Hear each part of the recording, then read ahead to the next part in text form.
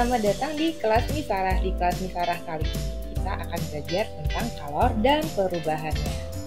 Dan sebelum kita akan bahas lebih banyak sebenarnya apa sih yang dimaksud dengan kalor, nah kita akan belajar tentang konsep kalor.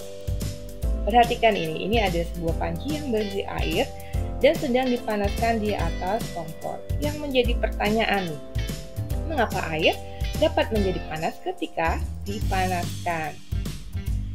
Nah, air dapat menjadi panas ketika dipanaskan karena ada aliran energi panas dari api ke air. Aliran energi panas inilah yang membuat suhu air akan meningkat dan kita merasakan panas pada air tersebut. Nah, sekarang perhatikan ini, ada objek yang bersuhu panas atau suhu hangat, warmer object, dan objek atau benda yang bersuhu dingin. Nah, ini bisa terjadi perpindahan panas dari benda yang bersuhu panas ke benda yang bersuhu dingin. Nah, energi panas yang berpindah dari benda bersuhu lebih tinggi ke benda bersuhu lebih rendah disebut dengan kalor. Jadi kalau kita dengar istilah kalor, kalor itu adalah energi panas yang berpindah dari benda bersuhu lebih tinggi ke benda bersuhu lebih rendah.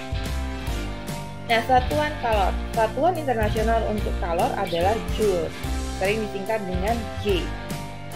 Kemudian satuan kalor yang sering digunakan dalam bidang gizi adalah kalori, atau singkatannya adalah kal, atau kilokalori, singkatannya adalah kal, atau kal dengan K yang tertulis huruf besar.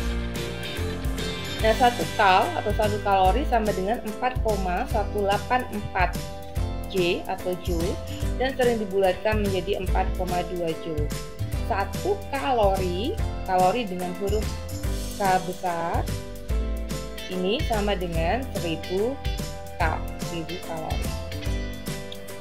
Kalor dan perubahan suhu benda. Perhatikan gambar ini. Ini air sedang dipanaskan. Apa yang akan terjadi? Air akan mengalami kenaikan suhu. Nah, kenaikan suhu ini disebabkan karena air menyerap kalor dari lingkungan. Oke, apa ini maksud dengan lingkungan di sini? Perhatikan penjelasan berikut. Air di dalam panci itu disebut dengan sistem. Segala sesuatu di luar sistem adalah lingkungan.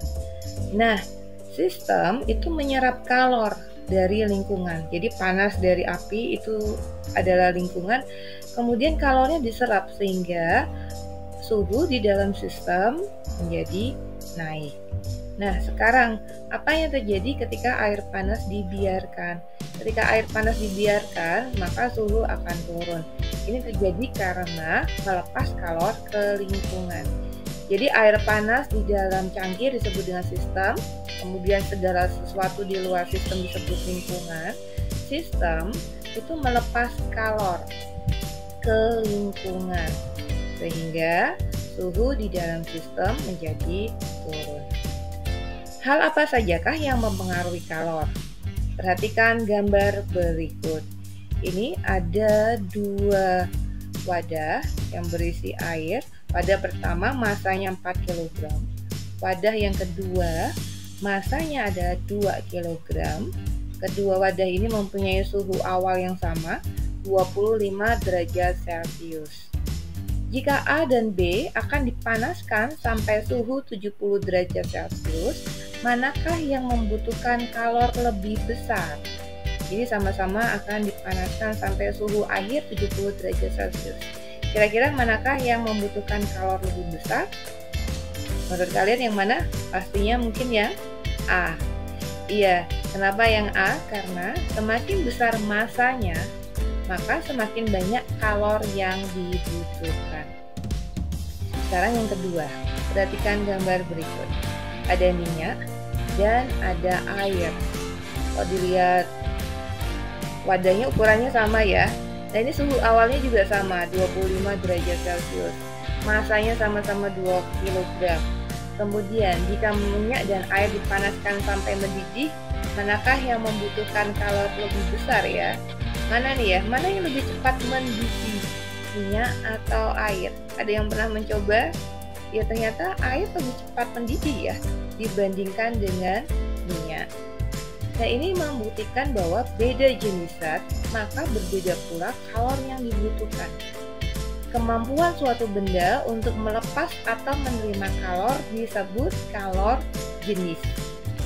Perhatikan gambar berikut. Ada dua wadah A dan B. Kalau dilihat dari bentuknya, massa airnya sama ya, karena ukurannya sama. Nah, dua-duanya mempunyai suhu awal 25 derajat Celcius. Nah, jika air dalam wadah A dipanaskan sampai suhu 40 derajat Celcius, berarti ada selisih suhu, kenaikan suhunya sekitar 15 derajat Celcius. Sedangkan B dinaikkan menjadi suhu akhir 70 derajat Celcius, sehingga yang B mengalami kenaikan suhu sebesar 45 derajat Celcius. Yang jadi pertanyaan ini ya, jika A akan dipanaskan sampai 40 derajat Celcius dan B sampai 70 derajat Celcius, manakah yang membutuhkan kalor lebih besar?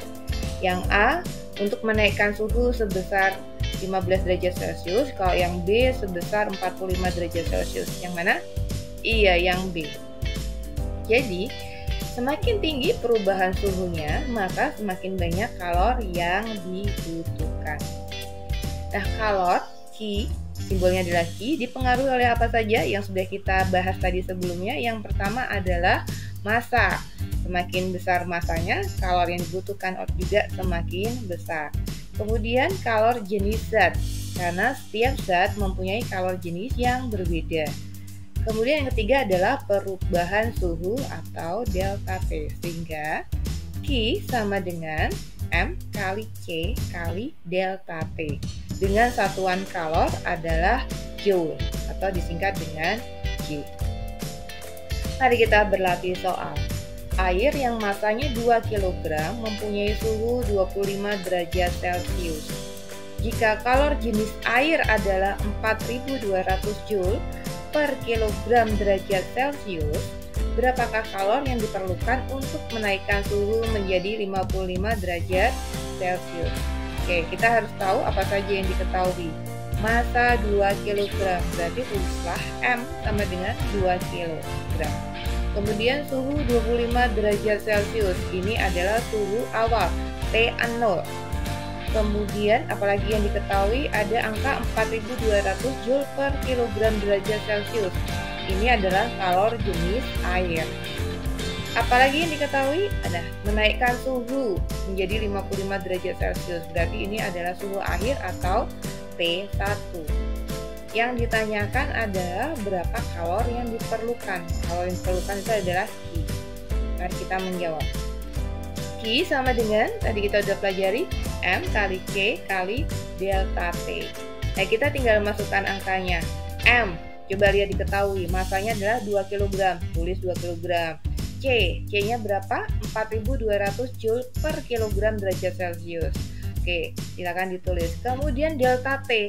Nah, delta T belum diketahui, tapi kita sudah tahu nih, delta T sama dengan T1 dikurangi T0. Suhu akhir dikurangi suhu awal. Jadi kita bisa memasukkannya. Nah, berarti kita harus hitung 55 dikurangi 25 derajat Celcius. Nah, berarti kita menghitung 2 kg kali 4200 Joule per kilogram derajat Celcius dikalikan 30 derajat Celcius. Nah, kita bisa menghitung berapakah hasilnya. Nah, sekarang ini ada kilogram, kemudian ada per kilogram. Kita bisa mencoretnya. Kemudian ada per derajat Celcius dan derajat Celcius. Ini saling meniadakan. Sehingga kita bisa mendapatkan satuan dari Q adalah Joule. Nah, sekarang berarti berapa hasilnya? 252.000 Joule.